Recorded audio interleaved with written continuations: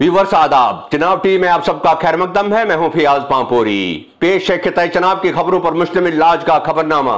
लेकिन सबसे पहले इस वक्त की हेडलाइंस। नए प्रिंसिपल मेडिकल कॉलेज डोडा ने संभाला चार्ज, गट का किया दौरा और डोडा में सभी डिपार्टमेंट्स का मुआयना। जिला डोडा के असर में महकमा माल, जम्मू कश्मीर पोल्यूशन बोर्ड और बाबा शाह फरीदुद्दीन बगदादी मिनरल्स का मुश्तरका इजलास। पंचायती मेंबरान और आवाम ने लिया हिस्सा। कौमी शाहरा के मुसलसल बंद रहने पर रामबन के साबिक एमएलए ने किया तशवीश का इजहार। कहा, इंतजामिया दरमांदा मुसाफिरों के लिए खाने का करे इंतजाम।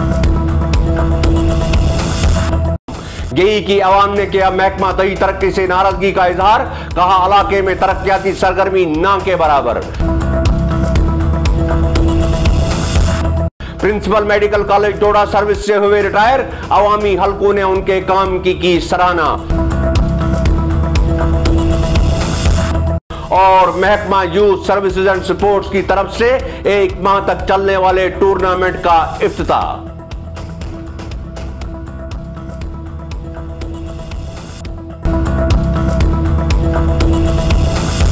तो नाजरीन, पेश हैं खबरें तफसील से। आज गवर्नमेंट मेडिकल कॉलेज डोडा के लिए तैनात होने वाले नए प्रिंसिपल डॉक्टर दिनेश कुमार ने चार्ज संभालने के बाद मेडिकल कॉलेज के मुख्तलिफ डिपार्टमेंट्स और लेबोरेटरीज का मुआयना किया। प्रिंसिपल ने अपने इस पहले इंस्पेक्शन के दौरान उन डिपार्टमेंट्स और लेबोरेटरीज में तैनात मुलाजमीन और डॉक्टरों के साथ बातचीत की। बाद में प्रिंसिपल डॉक्टर दिनेश ने महकमा R&B और महकमा सेहत के दूसरे ऑफिसरान के हमरा फुरकान आबाद गट का दौरा किया और वहां मेडिकल कॉलेज के लिए तामीर बिल्डिंगों का मुआयना भी किया। वाज़ेह है कि डॉक्टर दिनेश कुमार ने डॉक्टर तारिक परवेज आजाद की सर्विस के रिटायरमेंट के बाद गुज़श्ता रोज प्रिंसिपल मेडिकल कॉलेज डोडा का चार्ज संभाला है। आज जिला डोडा के इलाका असर में महकमा माल, जम्मू कश्मीर पोल्यूशन बोर्ड और MS बाबा फरीदुद्दीन बगदादी मिनरल्स के इश्तिराक से एक पब्लिक हियरिंग प्रोग्राम का इनेकाद किया गया। इस प्रोग्राम में तीनों इदारों के ऑफिसरान के अलावा इलाके के सरपंचों और पंचों और मुकामी लोगों ने हिस्सा लिया। ये प्रोग्राम मरकजी सरकार की मिनिस्ट्री ऑफ एनवायरनमेंट और फॉरेस्ट की हिदायत पर किया गया ताकि इस प्रोजेक्ट के शुरू करने से पहले अवाम की राय जानी जाए। अवाम ने इस प्रोजेक्ट का इस्तेमाल करते हुए इलाके में माहौलियात को बहाल रखने के सिलसिले में किए जाने वाले कामों के बारे में अपने मुतालबात दोहराए। उन्होंने वहां मौजूद हुक्काम से मुतालबा किया कि इलाके से जिप्सम निकालने के साथ साथ माहौलियात को बनाए रखने के लिए बड़े पैमाने पर पेड़ लगाए जाएं और इलाके में तरजीही बुनियादों पर तरक्की के काम किए जाएं। हुक्काम ने आवाम को यकीन दिलाया कि जिप्सम निकालने के काम को शुरू करते ही उनकी तरफ से उठाए गए मुतालबात को पूरा करने का काम भी शुरू किया जाएगा। और टोटल जो मैन पावर इसमें यूज होंगे 26 मैन पावर यूज होंगे सर। इसमें जो टोटल अथराइज मैन पावर है वो 26 पर्सन्स के मैन पावर होंगे।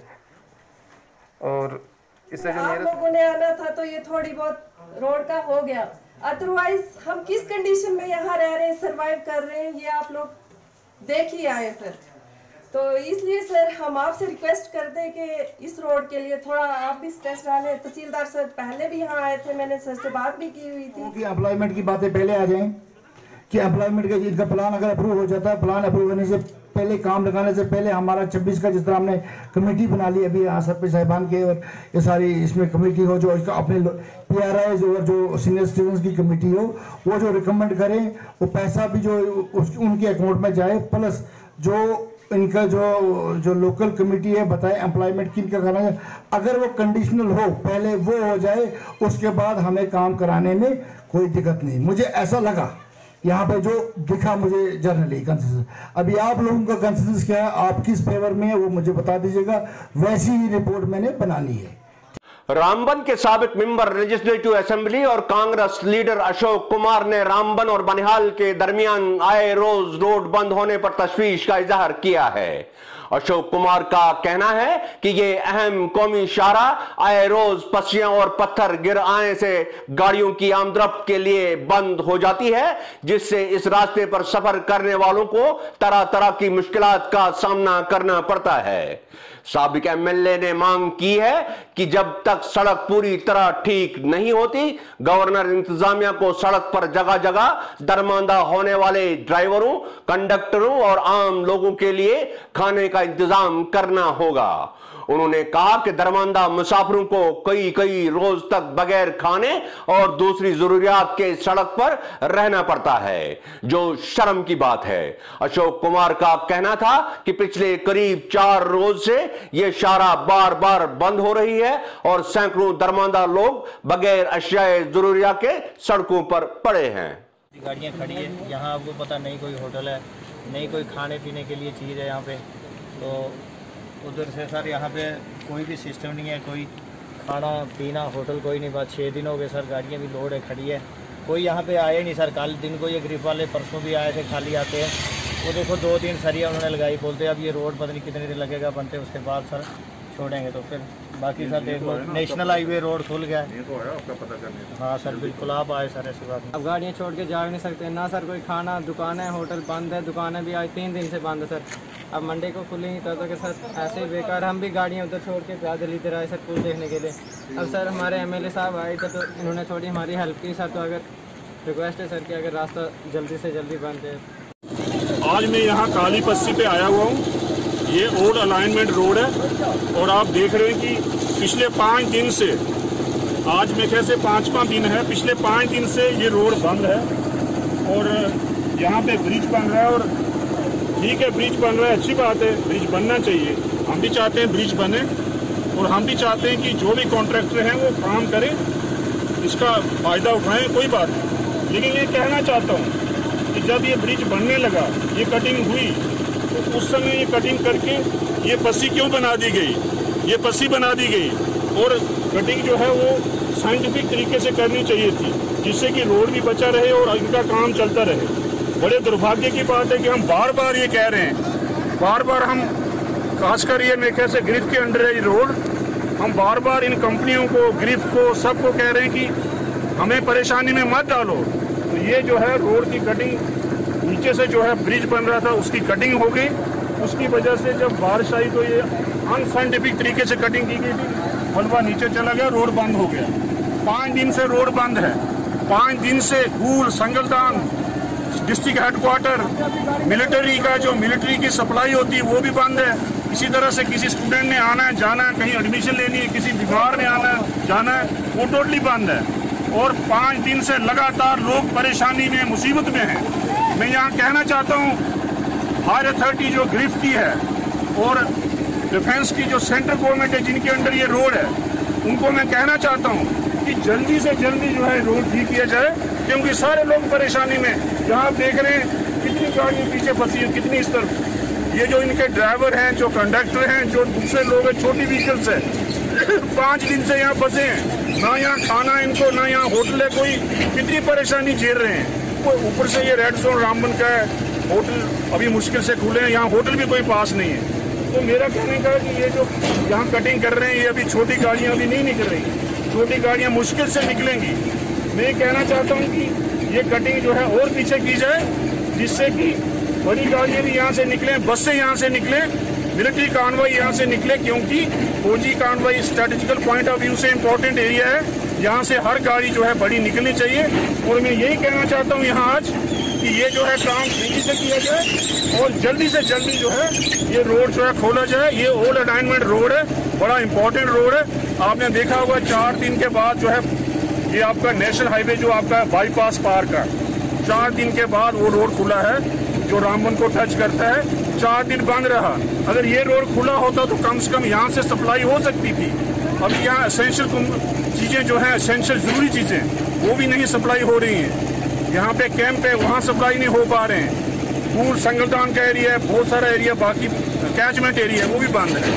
तो मेरा यही कहना है कि जो अथॉरिटी यहाँ काम करी गिरफ्त की, उनसे यही कहना है कि जल्दी से जल्दी इस रोड को ठीक किया जाए, ये बड़ी गाड़ियों के लिए, बसों के लिए ठीक किया जाए, और दोबारा यहाँ ऐसी गलती ना हो जैसे इन्होंने पहले की है। दोबारा यहाँ कोई ऐसा ना करे कि इसको कटिंग करके रोड को खराब कर दे।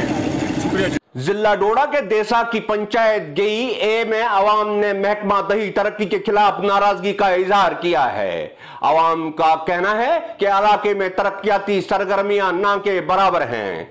गई की आवाम ने मीडिया से बात करते हुए कहा है कि पंचायत में स्वच्छ भारत मिशन के तहत कोई काम नहीं हुआ है। उनका कहना था कि महकमा इलाके में बाहरी हुकूमत का खर्चा दिखा रहा है, लेकिन जमीनी सतह पर सूरत हाल उलट है। उन्होंने मांग की है कि इलाके में कागजों पर दिखाए गए कामों की जांच की जाए ताकि हुकूमत के खुर्द बुर्द में मुलव्वस अफराद के खिलाफ कार्रवाई हो और इलाके को उसका हक मिल सके।